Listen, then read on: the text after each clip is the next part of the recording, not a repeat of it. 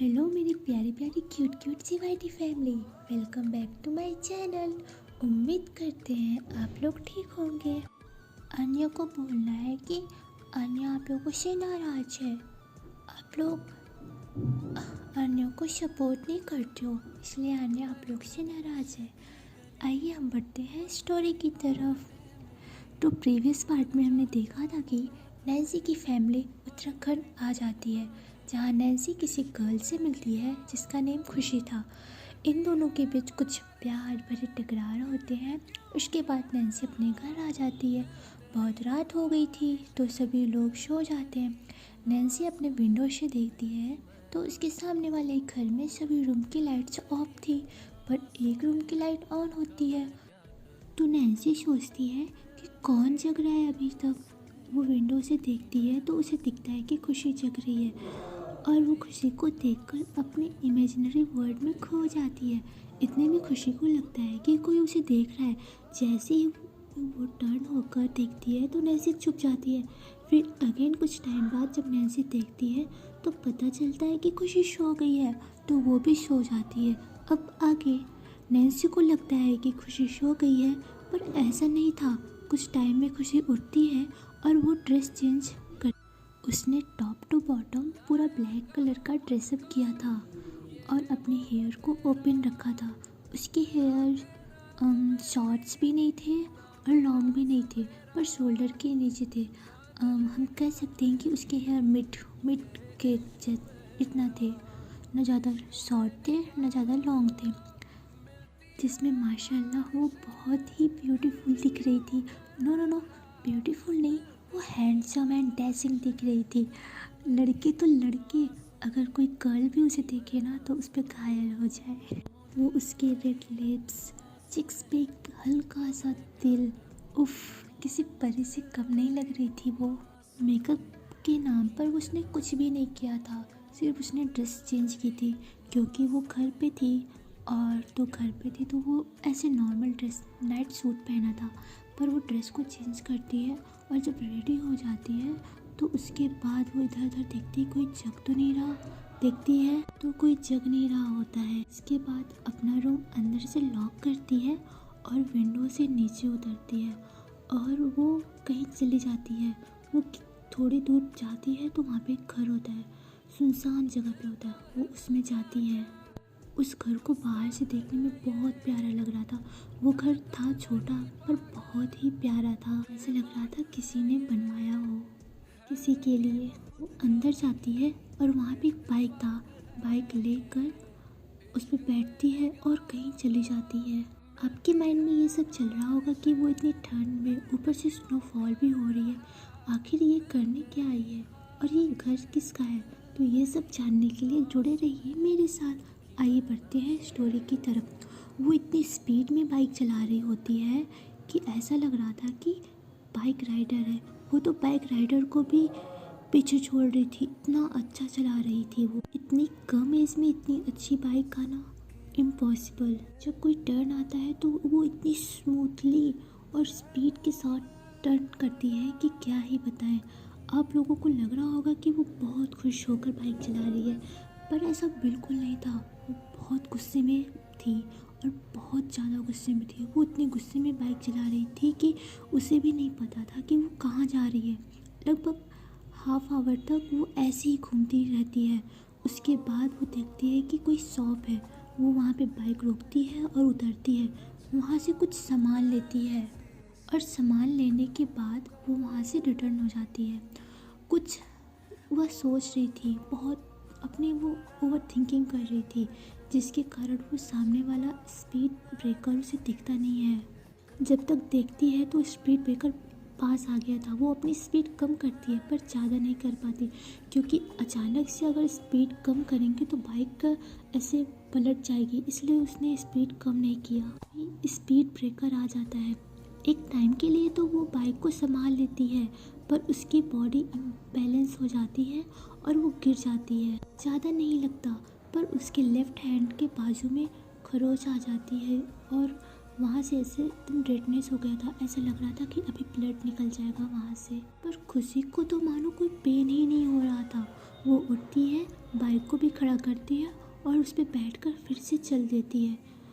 उसको तो दर्द बहुत हो रहा था, पर मानो ऐसा लग रहा था कि उसे कोई और दर्द है जो इस दर्द के सामने बहुत बड़ा है, जिसे सोचकर खुशी को तो ये दर्द पेन कर ही नहीं रहा। चोट उसे लगी है वो बहुत कम है उसके सामने। कुछ टाइम में अगेन वो उसी हाउस में आ जाती है, अपनी बाइक खड़ी करके एक रूम में आती है।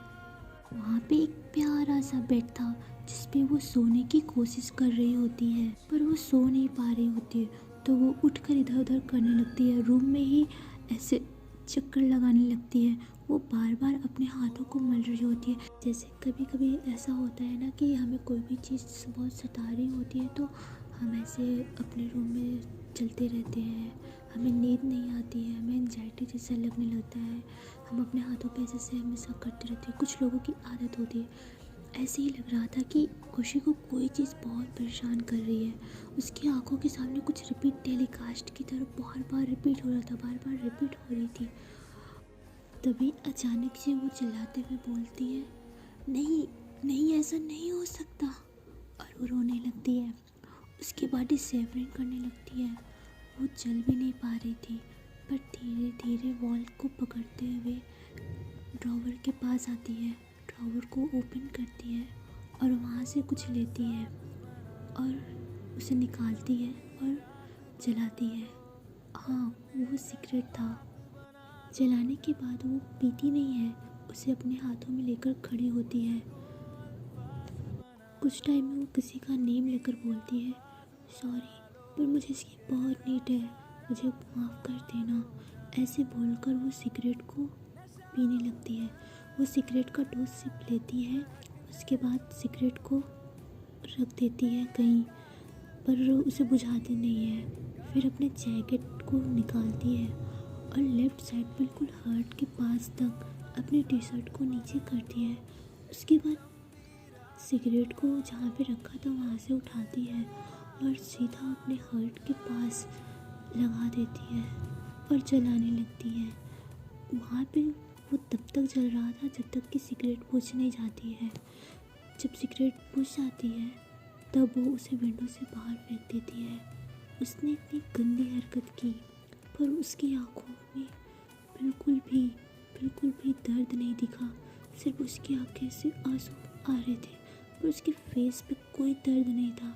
ऐसा लग रहा था वो जानबूझ के ये करना चाहती है, वो जानबूझ कर अपने आप को तकलीफ़ देना चाहती है। सिगरेट को विंडो के बाहर फेंकने के बाद वो बेड के पास फिर से आ जाती है और अपनी टी शर्ट को निकाल कर वहीं सो जाती है। आई डोंट नो, पर उसे अब पता नहीं क्यों हैबिट थी अपनी टी शर्ट को निकाल कर सोने की। जब तक वो निकालती नहीं थी उसे नींद नहीं आती थी, कुछ उसे इशू था, आई डोंट नो, पर क्यों ये हमें बाद में पता चलेगा। जब वो सोती है तब रात के 3 बज गए थे। इधर हम देखते हैं कि नैन्सी अचानक से उठ जाती है और वो बोलती है, क्या है? अगर मुझे वही ड्रीम आया, इस ड्रीम से मेरा दिमाग ख़राब हो गया है, आखिर इसका मतलब क्या है? और वो गर्ल जिसे मैं हर बार देखती हूँ, मैं उसका फेस नहीं देख पाती, मुझे उसका फेस हर बार भूल जाता है, उससे मेरा रिलेशन है क्या है? इस ड्रीम का मतलब क्या है? मुझे कब पता चलेगा?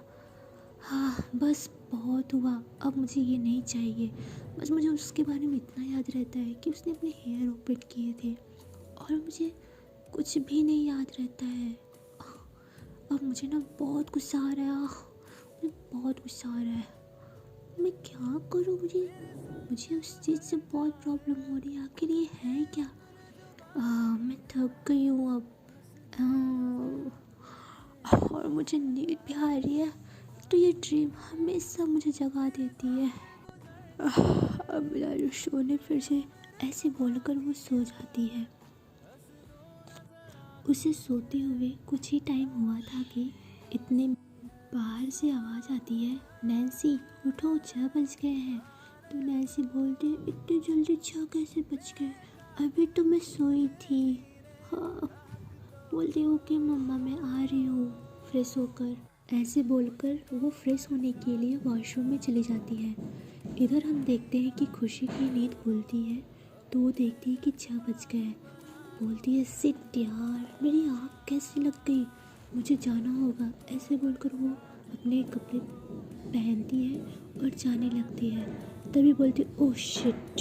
ऐसे बोलकर अगेन वो रूम में आती है और अपने पॉकेट से जो उसने शॉप से ख़रीदा था उसे निकालती है और उस वहाँ पे एक प्लेस रहता है वहाँ पे रखती है। रखने के बाद वो 15 मिनट तक वहीं खड़ी होकर कुछ देखती रहती है और उसकी आंखों में आंसू आ जाते हैं। फिर बोलती है मैं स्ट्रॉन्ग हूँ। ऐसे बोलकर वो वहाँ से अपने आंसू को साफ करके डायरेक्ट घर आ जाती है। आखिर खुशी रो क्यों रही है और उसने जो दर्द दिए अपने आप को वो क्या था, ये सब जानने के लिए आगे मेरे साथ बने रहें। जब वो घर पहुंचती है तो वो मेन गेट से तो जा नहीं सकती, इसलिए वो अपने हाउस के पीछे आती है और देखती है कोई देख तो नहीं रहा। फिर वो विंडो से अपने रूम में आ जाती है और रूम खोलकर फिर से नाटक करने के लिए सो जाती है। कुछ टाइम में उसके डैड आते हैं और बोलते हैं कि खुशी बेटा उठ जाओ, आप बहुत लेट हो गई हो, आपको स्कूल नहीं जाना है क्या? तो वो बोलती है हाँ डैड उठ रही हूँ। कितनी जल्दी मॉर्निंग हो जाती है डैड, अभी तो मैं सोई थी।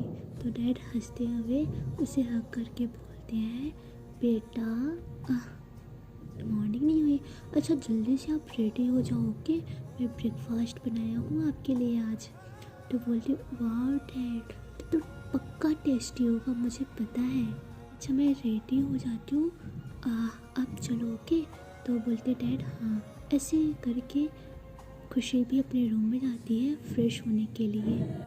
इधर हम देखते हैं कि नैन्सी फ्रेश होकर नीचे आती है तो डैड और मम्मा डाइनिंग टेबल पर बैठे होते हैं। तो वो बोलती है गुड मॉर्निंग डैड। ऐसे बोलकर डैड को हग करती है और मम्मा को भी बोलती है गुड मॉर्निंग मम्मा, हग करती है। और मम्मा बोलती है चलो ब्रेकफास्ट कर लो। ऐसे सभी ब्रेकफास्ट करते हैं। जब सब ब्रेकफास्ट कर लेते हैं तो नैन्सी की मम्मा बोलती है नैन्सी से बेटा ये लंच बॉक्स है, अब जाओ खुशी बेटा को दे आओ। तो वो बोलती है क्यों मम्मा? वो बोलती है कि उसकी मम्मा अभी नहीं है और उनको खाना बनाने नहीं आता, तो मैंने भाई साहब से बोला है कि भाई साहब अब खाना मत बनाना, मैं बना के दे दूँगी। तो वो बोलती ओके मम्मा। और वो अपने मन में बोलती है कि इस खड़ूस को खाना भी नहीं बनाने आता, इतनी बड़ी हो गई है इसे खाना नहीं बनाने आता, ऐसे क्या मैं इसकी नौकर हूँ? मम्मा भी ना मुझे भेज रही है। ऐसे बोलते बोलते जा रही होती है और वो जब पहुँच जाती है तो देखती है कि अंकल तो बाहर ही खड़े हैं। तो बोलती है गुड मॉर्निंग अंकल। तो अंकल बोलते हैं गुड मॉर्निंग बेटा। तो वो बोलती है अंकल वो मम्मा ना आपके लिए और खुशी के लिए लंच बॉक्स दिया है। तो बोलते हैं थैंक यू बेटा, पर मेरे हाथ बहुत गंदे हैं, आप जाओ बाहर दे दो, अंदर जाओ दे दो खुशी को, खुशी होगी। तो वो बोलती है ओके अंकल। ऐसे बोलकर वो घर के अंदर आती है और वही डाइनिंग टेबल पर लंच बॉक्स को रख कर जाने लगती है। फिर तभी सोचती है ये अच्छा नहीं है, मैं खुशी को दे आती हूँ। पर इधर उधर देखती है तो खुशी नहीं दिखती। तो वो लंच बॉक्स को लेकर उसके रूम में चली जाती है। डोर लॉक नहीं होता है तो वो बिना नॉक नॉक किए अंदर आ जाती है।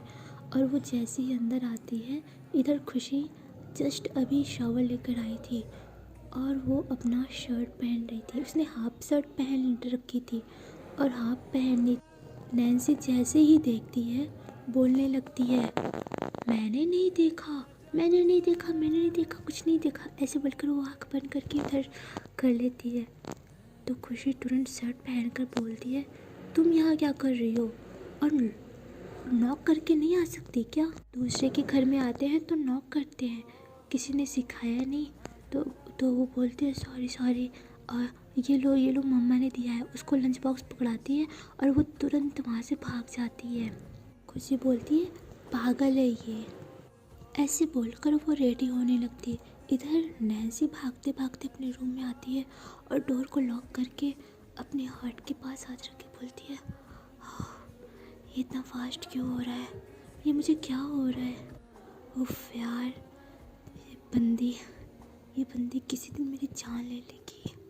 हाँ ऑल इज़ वेल, तुम शांत हो जाओ। मैं कुछ भी सोच रही हूँ, ये गलत है। हाँ मैंने कुछ नहीं देखा